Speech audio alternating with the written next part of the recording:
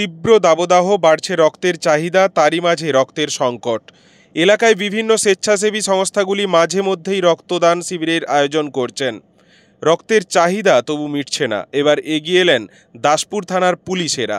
আজ রবিবারের সাত সকালেই দাসপুর থানার ওসি অঞ্জনী তেওয়ারি নিজে রক্তদান করলেন। তার চারপাশে দেখা গেল থানার প্রায় সমস্ত পুলিশ আধিকারিক, পুলিশ কর্মী, সাথে সিভিকেরাও স্বেচ্ছায় রক্তদান করছেন। নিজের রক্তদান শেষে অঞ্জনীবাবু জানালেন, আজ তাদের থানার উদ্যোগে স্বেচ্ছায় রক্তদান শিবিরের আয়োজন করা হয়েছে। এলাকায় রক্তের চাহিদা বাড়ছে, চাহিদা মেটাতে স্বেচ্ছায় রক্তদান শিবিরের বার্তা দেন পশ্চিম মেদিনীপুর জেলা পুলিশ সুপার। নির্দেশ ছিল এসপির পাশাপাশি রাজ্যের মুখ্যমন্ত্রীরও। আজ দাসপুর থানার পুলিশের উদ্যোগে এই স্বেচ্ছায় রক্তদান শিবিরে স্বেচ্ছায় রক্তদাতার সংখ্যাটা প্রায় ৭৫ ছাড়াবে আশা করা যাচ্ছে। এদিনের এই শিবিরের আনুষ্ঠানিক উদ্বোধন করেন দাসপুরের বিধায়ক মমতা ভূঁইয়া। হাজির ছিলেন ঘাটালের এসডিপিও অনিমেষ সিংহ রায়, সিআই বিশ্বজিৎ মণ্ডল, দাসপুর এক পঞ্চায়েত সমিতির সভাপতি সুকুমার পাত্র প্রমুখ।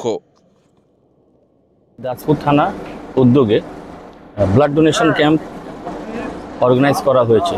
আর আপনারা জানেন যে আমাদের এই গরমের চারিদিকে রক্তের প্রচুর অভাব, আর এই অভাবকে পূরণ করার জন্য মাননীয় মুখ্যমন্ত্রী আর আমাদের মাননীয় এসপি স্যারের অনুপ্রেরণায় দাসপুর থানা সহ অন্যান্য প্রত্যেকটা থানাতেই ব্লাড ডোনেশন প্রোগ্রাম অর্গানাইজ করা হচ্ছে। এর ডেটগুলো আলাদা আলাদা থাকে। আজকে আমাদের ক্যালেন্ডার ওয়াইজ ডেট আছে, তো আমরা এখানে পুলিশ সহকর্মী যারা আছে সবাই উপস্থিত হয়েছি যে আমরাও মানুষকে রক্তদান করি, যাতে আমাদের দেওয়া রক্ত থেকে একটা জীবন বাঁচাতে পারি। আপনারা জানেন যে রক্তের জন্য মানুষ যখনই অভাবে ভোগে চারিদিকে ছুটতে শুরু করে।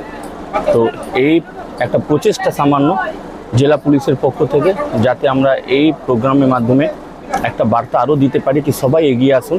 আমরা যখন পুলিশ হয়ে 24 ঘন্টা কাজ করে রক্ত দিতে পারি বা দিচ্ছি, তাহলে সাধারণ যারা আছেন ব্যক্তি তারাও কিন্তু রক্ত দিতে পারেন। ওনার কোনো শারীরিক অসুস্থতা হবে না, কোনো সমস্যা ওনারা পড়বেন না।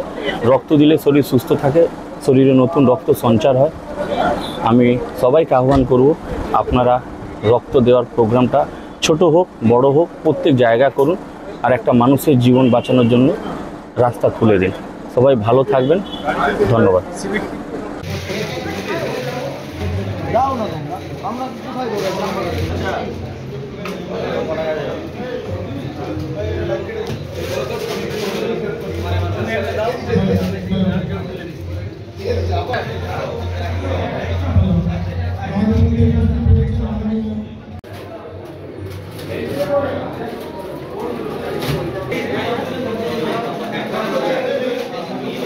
Yeah.